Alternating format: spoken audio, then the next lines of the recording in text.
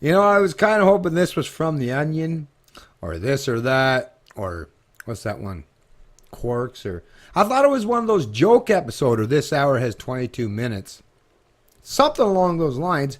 Then I would be able to get a good chuckle or laugh out of it and continue on with my day. But no, this is from the cross country checkup with Duncan McHugh. But listen to this particular headline. Should we turn to senior citizens to take care of our children? Ooh, what a novel concept. Let's read on and see what the hell they got to say here. During cross-country checkups discussion on affordable childcare, callers offered many solutions to the issue. Some parents opted to stay at home with the kids and become a single-income family. Others said they didn't have kids because they couldn't afford it. I wonder how people had kids back in the day before there was government subsidies or welfare. Geez, I wonder how the human population ever flourished and existed, right? Without it. Pretty easily, trust me. Anyways, but when one caller suggests the idea of putting a daycare into a senior center, listeners like Lori Earle supported the idea. Earle, who called from Vancouver, is a single mother to a 10-year-old girl. She told host Duncan McHugh that it would also be a good idea to pay senior citizens struggling with their pensions to take care of children. Should I start it beforehand or wait till we do this little 2.5 minute section? Yeah, I'll wait and do it on the back end to give you my take on the whole subject. But maybe as this is whole going along, you'll probably come to this yourself and start to think, oh, wait a minute. Okay, I'm not even going there yet. Let's just start playing the audio and we'll wait till after it's done, right? Lori Earle is calling from Vancouver. Hi, Lori. Welcome to Cross Country Checkup. Hi there. Thanks. This has been great. There's so many wonderful ideas that have come from the callers that I've never even thought of, like the connection to seniors' homes and centers. And your last caller made a comment about that all up and down the income scale, parents need help with childcare costs.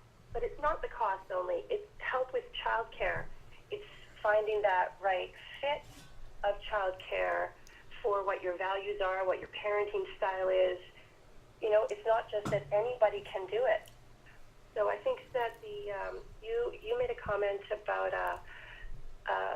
the literacy and numeracy skills of children from daycares are higher upon entry to school. But see, I don't know too many parents who think that that's a barometer of anything of the success of their kids. And quite the opposite, the ability to keep our kids at home or in family groups or other types of child care arrangements that feel very connected. We don't want our kids going to school earlier, necessarily. I understand you're a single mom with a daughter. What kind of child care solutions did you find? It's particularly challenging for single parents. Well, I really trudged through. I made a huge amount of sacrifices. I never even considered anything else for a moment. She did go to a daycare for one day that was very aligned with how I was choosing to parent, and it didn't work. So I just made the choice to keep at it. Now, I had a lot of family support.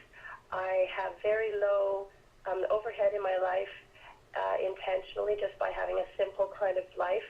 And it stretched me in every way imaginable in ways I didn't even ever think of. So I look at other moms all the time with a lot of compassion about how they are struggling because it's taken everything that I've had to get through and have it be a healthy experience for all of us. So this idea of paying the seniors who are struggling with their pension incomes, who are already living in our communities, is such a brilliant and simple concept. You know, this is a very complex topic, as I've got tons of notes that I've written here, but sometimes the solutions are simple and unexpected, and the idea of funneling the money in a different direction means that the change could happen actually quite quickly and serve the needs of a few different groups of people. Okay, Lori, thank you for sharing that view. So Lori here obviously is, I don't know, I guess she was born yesterday, but at least she's on the right path, right? So I'm not going to throw her under the bus in that manner, but come on, she said it was a brilliant idea. There's, it's just, it's how humans have dealt with each other for all of history. You know, go to any place on the country or on the globe that doesn't have a big, gigantic wealth redistribution welfare state, and you'll find that, oh, look, it's all grandparents taking care of the young children or their grandchildren or great-grandchildren while the parents are off doing their thing, right? That's how humans have fucking flourished and survived throughout all of history. So there's nothing super genius about this concept. It's just how we adapt. Even if you look into nature, right? Look to nature. It happens in nature too. Oh, surrogate parents or whatever that are in the group, right? Or the tribe as far as monkeys, or the pack as far as wolves. Like, family members helping each other out in their times of need is actually how humans flourish, and it's actually how you keep the state at bay, right? That's how you keep all these parasites at bay, is if you take care of each other, then nobody needs any pretense of having forced subjugation or wealth redistribution, nanny state to take care of everybody. Shocker, right? Ooh, what a shocking revelation. There's nothing shocking about it, but look at, this is how fucking far Canadians such as this lady has fallen, that they think that, oh, what a novel concept. Well, there's nothing novel about it. It's not reinventing the wheel, lady. It's actually, you know, when I was growing up, you know, my parents were going off to work and shit. Nobody paid for daycares. You went to your grandma's house. My wife, same idea. All my fucking friends that I grew up with, it was very normal that your grandparents, and you know what? You didn't even have to pay them. You don't even have the government steal from people to pay them. It was that whole thing was, okay, I'll do it for you, but when I'm old, just like elderly people, they get old, and they, just like kids, they're going to need their diapers changed. They're going to need people to take care of them. You know, they might not remember how to eat. They might not. So parents, when they become in that latter stage of their life, are just like kids.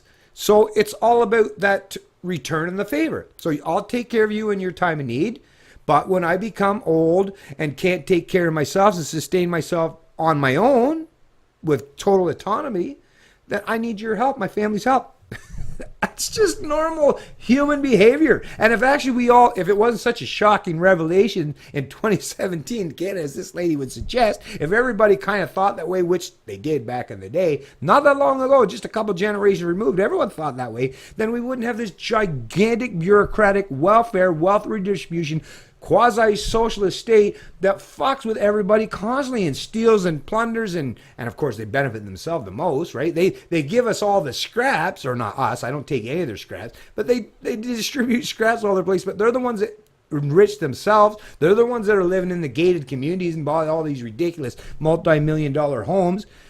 So yeah, surprise, shocking revelation. Let's get back to the basics. Right? And it's not even back. So whether you want to consider progressing forward, or how this way lady is suggesting, or just getting back to the basics, I don't care how you want to think about it, that as far as conceptual in your mind. But yeah, the reduction of the state relies on strengthening the family unit. You reduce the state by strengthening the family unit. You take care of each other, then you no longer need to use forced wealth redistribution, or the government force, right? The gun in the room, right? Or authoritarianism methods as a means to an end. Holy shit, shocking revelations, I know. But hey, that's what I'm here for. To kind of discern and disseminate some truthful and honest, objective information when you're presented with stuff such as this. It's Canadian Libertarian. And I actually do love liberty.